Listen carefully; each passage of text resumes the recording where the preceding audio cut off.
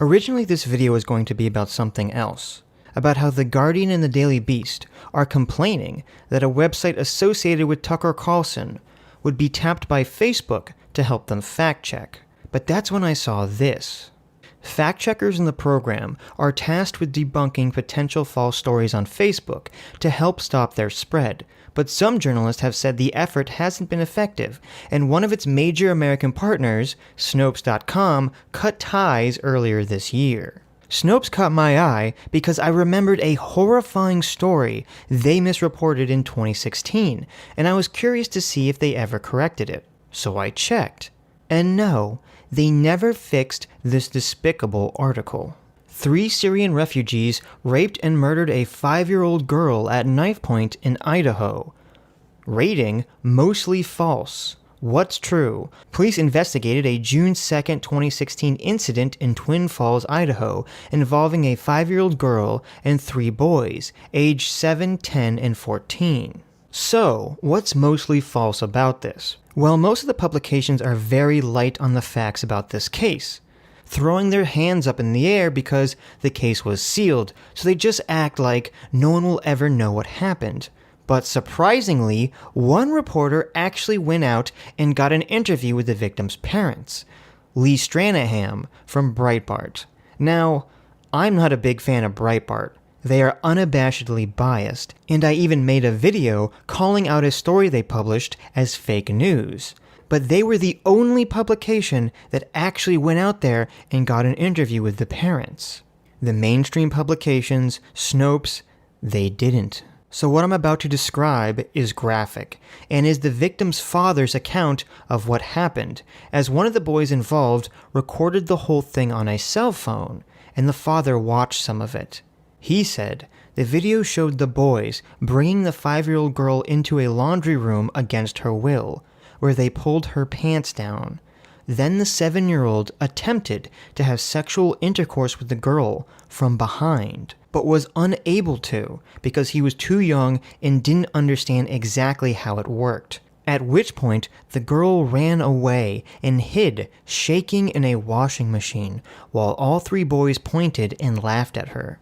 At this point, the father wouldn't watch the video any further, but was told by the prosecutor of the case that after that, the 7-year-old boy put his genitals in the girl's face and possibly in her mouth. And then he peed all over the girl, attempting to emulate a sexual act without full understanding of what it entailed. Then the 10-year-old boy took off his clothes and was about to also sexually assault the girl in some fashion when an adult found them and stopped the attack.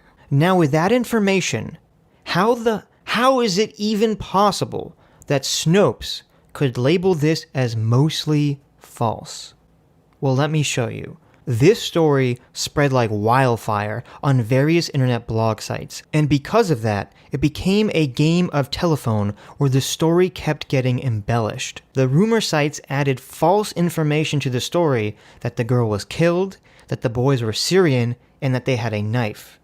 Now, the girl wasn't killed, the boys were not Syrian, but Sudanese and Iraqi, and there was no knife. So even though a 5-year-old girl was brutally sexually assaulted, even though the core part of the story is true, because there was some false reporting around the story, Snopes can label it as mostly false.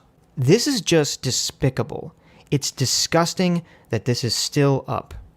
And it doesn't just end with Snopes. Both the Washington Post and the New York Times had written equally absurd pieces about this incident. And just like Snopes, they cite these false add-ons to an already horrifying story in order to dismiss the whole thing as if it's fake news. And the New York Times reporting on this is appalling. The majority of the article is focused on the spread of the rumors and how the outrage led to threats against city officials for the perception that they weren't doing enough. So it's not even about the incident. But then they attack Lee Stranahan, the only guy to go and actually get an interview with the victim's parents, and they accuse him of lying while providing zero evidence. He was granted one of the few interviews with the victim's family, but his account of the crime offered little more information than others had, and far more inaccuracies, according to the police and the county prosecutor. And yet, in this very long New York Times article, they couldn't be bothered to say specifically what they're claiming is untrue about the interview he posted. Also in this very long article, they don't say what the police said or the prosecutor said that conflicts with Stranahan's interview of the father. It's really suspicious that they couldn't fit into this entire article somewhere that information. Is the New York Times claiming that the victim's father was lying or that Stranahan is lying? The fact that they're so vague makes me not trust them. Journalists are always vague when they tell these half-truths in order to give themselves cover. So it's just disgusting to me that 3 years later, these articles are still up, and that Snopes still lists this as mostly false. So don't trust Snopes, and I don't understand how anyone can take them seriously after this. This wasn't what I originally intended to do a video on, but it's just been bothering me for years.